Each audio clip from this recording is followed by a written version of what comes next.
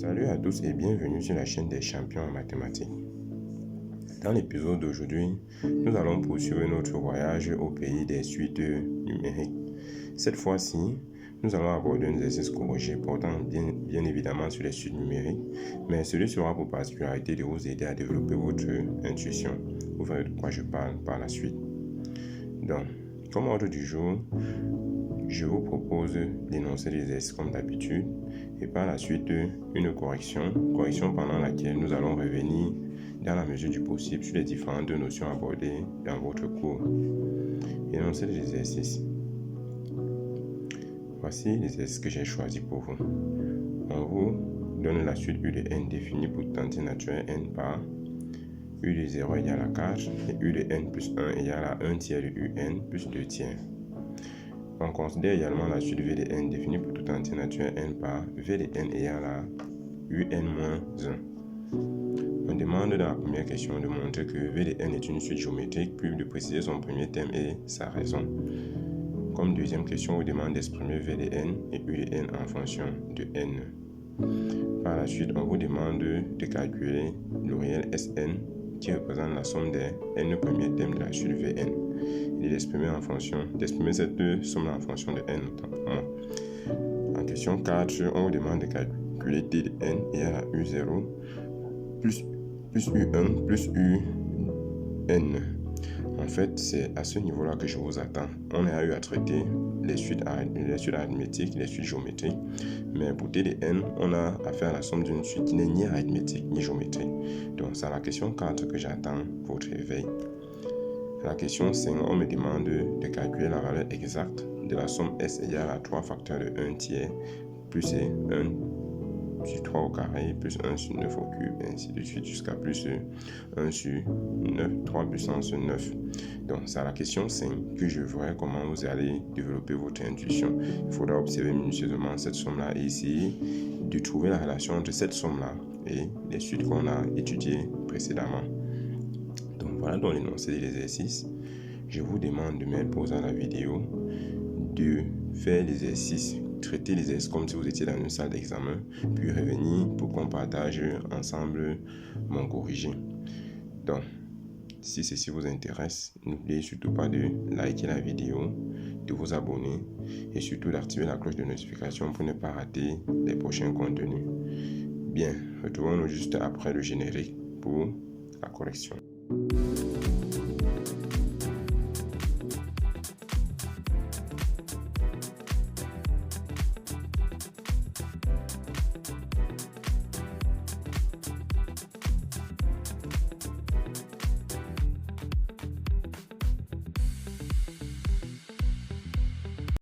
Correction de l'exercice. Première question, on demande de démontrer que V de n est une suite géométrique, puis de préciser son premier terme et sa raison. Comme d'habitude, on va commencer par rappeler les expressions de nos deux suites. Alors après, on va essayer de situer le contexte. Qu'est-ce qu'il faut faire concrètement dans ce cas-ci? Qu'est-ce qu'il faut faire pour montrer que V de n est une suite géométrique? Oui, Doto nous dit il suffit de montrer que le rapport V de n plus 1 sur V de n est une constante. Très bien, essayons de montrer que ce rapport est bel et bien une constante. Donc V de n plus 1 sur V de n est simplement égal à, on remplace V de n par son expression U de n plus 1 moins 1 sur U de n. Très bien. Poursuivons avec ce développement-là. Il s'ensuit que U1 tiers de UN plus 2 tiers moins 1 sur UN moins 1. En fait, ce qui s'est passé, c'est que nous avons remplacé U de n plus 1 par son expression que nous avions au préalable dans l'énoncé. On poursuit. On a donc 1 tiers de UN plus moins 1 tiers. Donc, 2 tiers moins 1 nous donne tout simplement moins 1 tiers. Donc, à présent, on se rend compte qu'on peut factoriser le numérateur par 1 tiers. Ce qui nous donne donc 1 tiers facteur de UN-1 sur UN-1. En simplifiant par UN, on obtient tout simplement 1 tiers. Donc, Vn plus 1 sur Vn est bien égal à 1 tiers. Donc, on peut donc conclure que V de n est une suite géométrique. De premier terme, V0 égale à 4 moins 1, autrement dit 3, et de raison Q égale à 1 tiers. Félicitations à ceux-là qui m'ont donné ce bon résultat. Regardons à présent notre deuxième question. Exprimer V de n et U de n en fonction de n. Qu'est-ce qu'il faut faire? Qu'est-ce qu'on attend de nous à ce niveau-là? Quelles données pouvons-nous déjà exploiter dans notre problème? Donc, on nous dit d'utiliser la formule explicite d'une suite géométrique. Très bien, puisque nous avons cette formule-là dans le cours. Donc, rappelons que V de n est une suite géométrique de premier terme V0 égale à 3 et de raison Q égale à 1 tiers. Par la suite, V de n c'est tout simplement V0 fois Q puissance n. Ça, c'est l'expression, la formule explicite d'une suite géométrique d'après notre cours. Le premier terme V0 et de raison Q. Donc, en remplaçant chacun des éléments par sa valeur, on obtient tout simplement V de n égale à 3, puisque V0 est égal à 3, fois 1 tiers puissance n, puisque Q est égal à 1 tiers. En arrangeant, on peut déjà garder cette expression, mais on peut essayer d'arranger davantage, puisque 1 tiers, c'est tout simplement 1 sur 3 puissance n. Donc, en simplifiant, on se retrouve à 1 tiers puissance n moins 1. Donc, voilà déjà l'expression de V de n en fonction de n. Regardons à présent l'expression de un en fonction de n. Donc, l'expression de un en fonction de n, rappelons-le, V de n est égal à U de n moins 1. Ce qui nous permet de dire U de n, c'est tout simplement V de n plus 1. Ce calcul-là, c'est simple. Donc, on peut donc remplacer V de n par sa valeur et obtenir bien que U de n est égal à 1 tiers puissance n moins 1 plus 1. Félicitations aux champions qui ont eu ce résultat. Bravo à vous.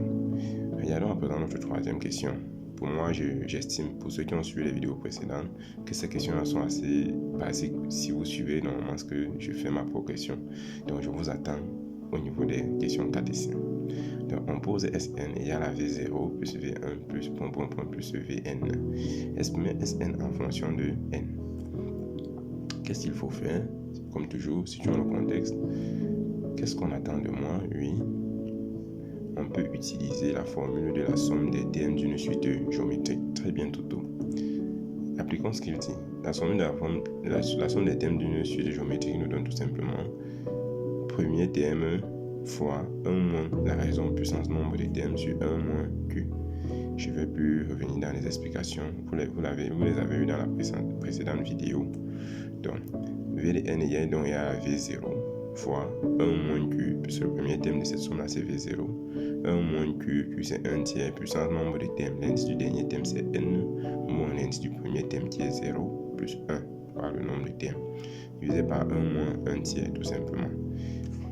Un calcul simple nous permet d'obtenir, en remplaçant V0 par sa valeur, 3 fois 1 moins 1 tiers puissance n moins 1 sur 2 tiers. Très bien. On peut donc obtenir tout simplement, puisqu'on a 2 tiers au dénominateur, diviser 2 fractions revient à multiplier la première par l'inverse de la deuxième, ce qui nous conduit à 9,5 facteur de 1 moins 1 tiers puissance n plus 1. Félicitations à ceux-là qui ont eu ce résultat-ci. Bravo à vous. Persévérez, je pense que ça ira d'ici peu. Ok, regardons à présent notre question 4. Dans la question 4, on nous pose la somme T de n égale U0 plus U1 plus UN. Que faire cette fois-ci dans ce contexte-là? Qu'est-ce qu'on peut faire? Puisqu'on a un souci, U de n n'est ni arithmétique ni géométrique.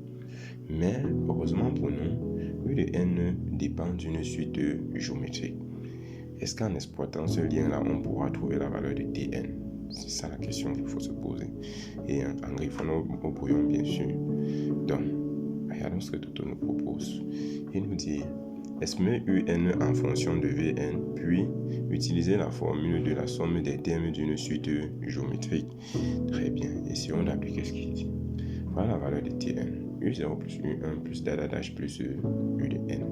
Ce qui nous permet de dire, je vais remplacer U0 par V0 plus 1. Plus tout à l'heure, on a vu que U de n était égal à V de n plus 1. U1 par V1 plus 1. Et ensuite, U de n par V de n plus 1.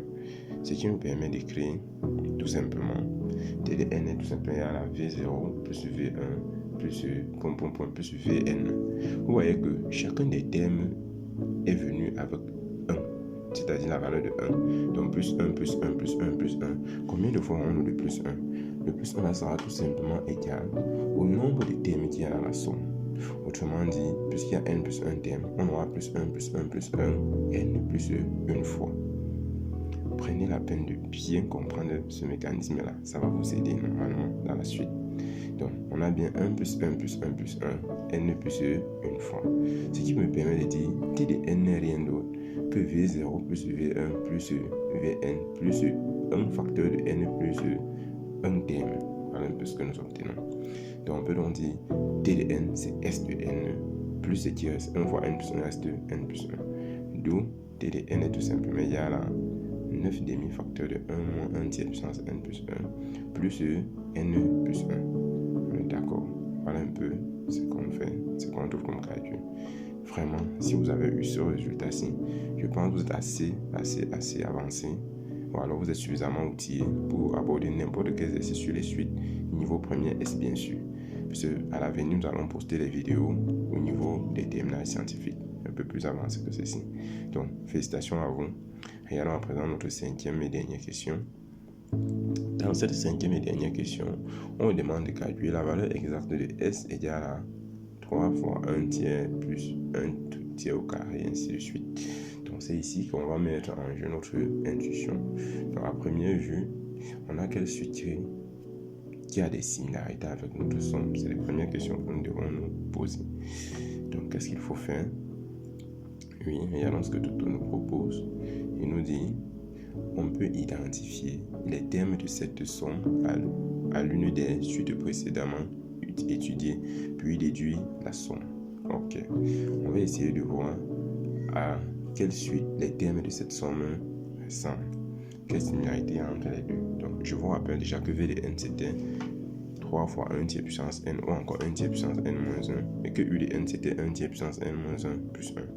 Donc, regardons à quelle des deux suites les termes de cette somme s'apparentent. Donc, on a donc S égale à 3 facteurs de 1 tiers plus 1 tiers au carré plus 1 tiers au cube plus dadadash plus 1 tiers puissance 9. Ce qui nous permet de dire, en développant autant pour moi, on a bien 3 facteurs de 1 tiers plus 3 facteurs de 1 tiers au carré plus 3 facteurs de 1 tiers au cube plus 3 facteurs de 1 tiers puissance 9. Donc, on commence déjà à identifier une grosse similarité avec la suite de V de n. Il n'y a pas de débat là-dessus. On a cette forte ressemblance-là. Ça ne suffit pas. On va essayer de voir ce qu'on peut faire. Donc, on observe bien, on a bien cette quantité-ci. On peut voir clairement que le premier terme ressemble à V1. Le deuxième terme de notre somme ressemble à V2, ainsi de suite. Le troisième terme ressemble bien sûr à V9. Appliquons cela. Donc, tout ce bloc-là n'est rien d'autre que V1. Ce bloc-là, c'est V2. Et ce bloc-là, c'est V3. Le dernier bloc ressemble beaucoup à V9. On a avancé. Donc, on est déjà en train de se ramener à la somme des 9 premiers termes d'une suite géométrique. De premier terme V0 et de raison 9. C'est vrai qu'ici, on peut appliquer directement la somme de ces valeurs, mais puisque nous avons la valeur de Sn, je vais essayer de créer la similarité entre S et Sn pour que vous voyez comment ça se passe. Sinon, à ce niveau-ci, moi, je pourrais déjà conclure. Je pourrais dire V1 fois 1 moins Q puissance 9, puisqu'il y a 9 termes, sur 1 moins 1 tiers, tout simplement. Mais poursuivons avec ce que je vous propose. Rappelons que Sn c'était V0 plus V1 plus plus Vn. Mais cependant, ce Sn ne commence qu'à V1. Qu'est-ce qu'on fait donc? Donc, voilà la valeur de Sn qu'on avait précédemment. Donc, comme S c'est V1 plus V9, je vais ici ajouter le terme V0 et le retrancher pour ne pas changer la valeur de Vs. Cela va me permettre de pouvoir utiliser mon Sn. Regardez ce qui se passe. J'ajoute V0 et je retranche V0. Ce qui me permet désormais d'avoir une somme qui va de V0 à V9. Donc, je pourrais donc conclure ici que tout ce bloc-là n'est rien d'autre que S9. D'accord? Donc, ça, c'est S9. Maintenant, le V0 que nous avons rajouté là, le voici. Donc, on a bien S qui s'écrit comme S9 moins V0. J'espère qu'on est en phase. Regardez ce qui se passe maintenant. On avait bien S égale à S9 moins V0. Ce qui nous permet de dire S9 plus Sn c'est 9 demi puissance 1 moins 1 tiers puissance n plus 1. S9 c'est égal à 9 demi facteur de 1 moins 1 tiers puissance 10. Tout simplement en remplaçant par 9. Ce qui nous permet d'avoir donc ce S9 là. Maintenant donc, V0 étant égal à 3, S, comme S c'est S9 moins V0, on aura donc toutes ces quantités-là moins 3. Un calcul rapide nous permet d'avoir S en somme égal à 1,4999. Donc vous pouvez faire le calcul par vous-même à la maison. Donc on a bien donc S égal à 1,5. Félicitations à ceux qui ont eu toutes les bonnes réponses. Je pense qu'avec cet exercice-ci, on a fait le tour en ce qui concerne les suites numériques. Donc, retrouvons-nous très bientôt dans un autre épisode où nous parlons de trigonométrie. Merci pour votre aimable attention. À très bientôt dans un autre épisode pour la trigonométrie. Allez, portez-vous bien. Ciao.